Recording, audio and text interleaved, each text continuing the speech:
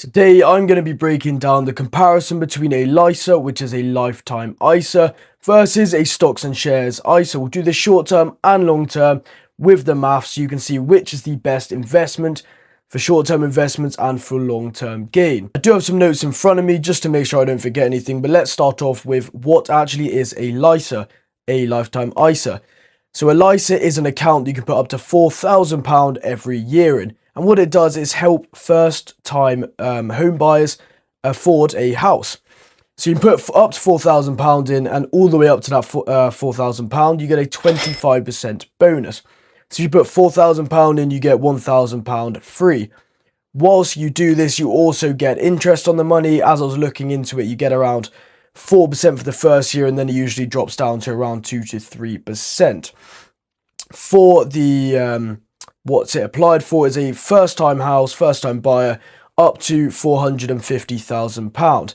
If you put it in there and you decide, actually, I don't want to buy a house, you can either withdraw it, and there are fees, which I'll get into, or you can wait till you're 65 and take the money out tax-free. So the fees, if you decide to take the money out, or you're buying a first-time house and it's over £450,000 and you want to take the money out, what the government have done is a 25% fee for the whole account value.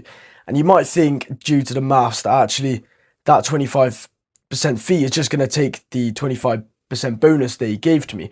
But actually, I'll break down the maths here. If you invest £4,000 and you get the 25% bonus, so you now have £5,000, but you then want to take it out and the government give you a 25% fee, you're actually down £250. So it is a big fee to consider when you're starting this account, because unless you're certain you are buying a house for these specifications, it might not be too worth it.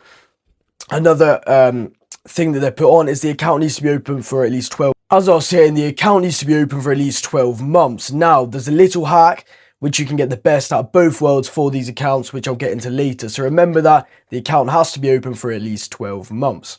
So, onto the stocks and shares ISA. Stocks and shares ISA in the UK, you can put up to £20,000 a year into the account, and all the gains over time will be completely tax-free. You can also hold cash in this account, but it's a really awesome account. There's no withdrawal sort of pivots like the LISA, so there's no up to this amount of value, then you're taxed. As all the gains for as long as you want, you can put in £10,000, make $1 million. All of that money will be completely tax-free. That's pretty much the breakdown. It's a £20,000 limit. All the way you can do as little as you want, all the way to as high as you want.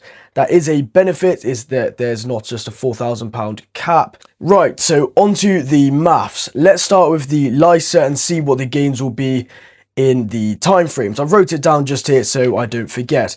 So this is at 3.8% interest, so very generous, with obviously the 25% bonus on top of the up to £4,000. So after 10 years, you're at £54,500. 20 years, £126,000. And after 35 years, you end up with £276,000. Sounds like a lot of money until you compare it to an index fund at an average rate of 10%. So do the same as a £4,000 contribution rate. A 10% annual return is actually quite fair because that is below the 5, 10 and 15-year average of the S&P 500. So after 10 years, you end up with £76,000. So already above the LISA. But in terms of the index fund, is you have a compounding effect. Jumping on to 20 years, you have £271,000. And after 35 years, you have £1.3 million. As you can see, the compounding effects actually takes over. All that money, 10% every year, then the 10% acts on the other 10%, unlike the LISA stuck at 25% bonus on the £4,000. So as you can see, the LISA beats the index fund. It's up to the first 3 years, super short term. But anything long term, the index fund absolutely whoops it. However, as you guys know, the LISA needs to be open for 12 months. And as you guys know, as I just told you, the LISA outperforms the stocks and shares ISA for the first 3 years you have your money invested.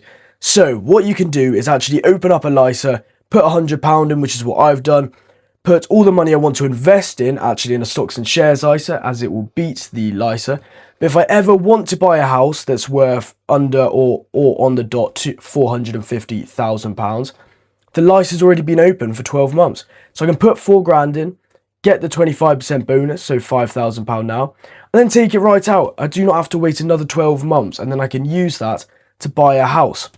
So that's a little hack for you guys, to maybe actually open up the LISA, even if you're not going to use it, just in case you want to buy a house down the line and it's worth £450,000 or less. Thank you guys for watching. I hope it helped, and I hope it helped your decision on if you should use a LISA or a stocks and shares ISA.